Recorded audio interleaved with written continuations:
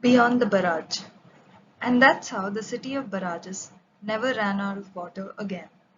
I say, as I point out of the window at the disappearing row of bridges, one behind the other. Inspired by the Vasna barrage project, we now have a small vegetable garden in our society. Water collected from the kitchen sinks are run through the dewards bed into the garden. We now grow our own batch of seasonal vegetables. As I walk through the riverfront, covered with the climbers, blooming with the spring flowers, the barrage reveals itself. I'm taken back to the time I first discovered the barrage and what happened beyond it.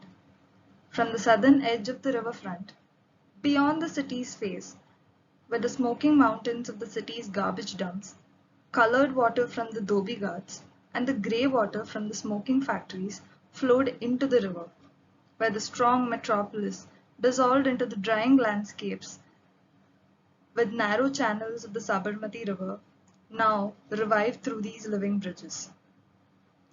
It's almost spring. The red rangoon flowers are starting to bloom, now taking over the top walkway. The three large water pillars at the center seem to blur the two sides of the barrage at the center, almost making it seem like the top walkway is floating. The suspended bridge slightly wobbles over the almost still water. The water floats on one side of the bridge, moves lower as a few kids run over to the other side, making me seem as if I'm almost touching the water.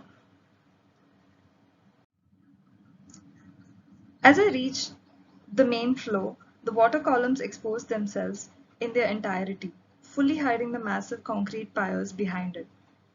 The height of the water makes a few droplets spray on me as I walk past onto the other side of the barrage beyond the city. A sense of calmness sets in as I sit along the edge, dipping my legs in the water. The flow stays lower in months of lower water levels, reminding one to enjoy what each season brings by. The water held in the retention ponds reflect the creepers and the changing sky through the climbers and the railings.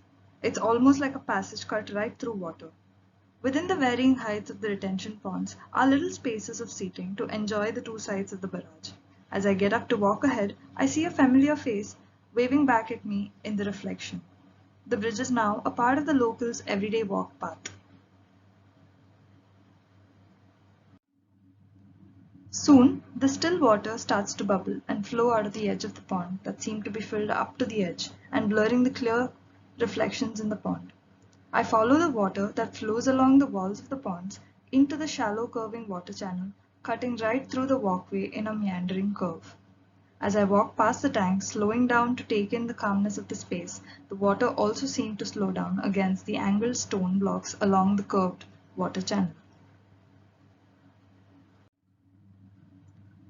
A part of the water channel soon opens up into the fish pond and the other into a shallow waterfall that seems to be always filled with little kids walking over to cross to the side with the cafes. Immersed within the spaces and the two sides of the barrage, I soon realized that the water channel running along my path disappeared right below the flow. I stopped by the cafe to get a seasonal fruit shake that now comes from the agricultural fields on the other side of the bridge. As I go to greet the chef, he gives me a variety of a basil that he has now grown in his little kitchen garden. The cafes are filled with young folks enjoying the organic food along with the bridge view.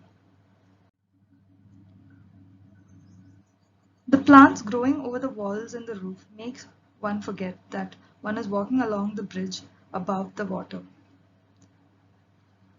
I wait for a friend in the shade.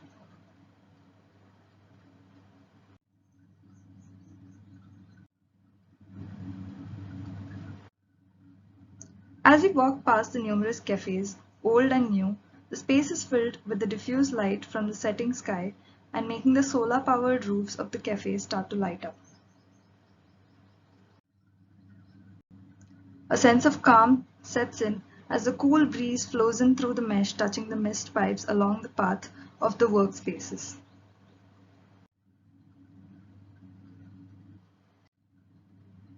Making my way through the climbers into the water path at the end, I witness the sunset now reflecting in the water all along till the end of the barrage.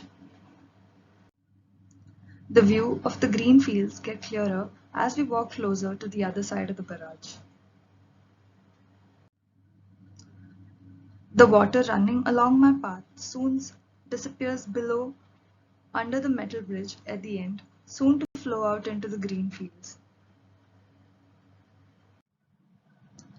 Looking towards the green, I think to myself on how this little patch of unknown land, far away from the city, found inspiration for the future of the water crisis of Ahmedabad.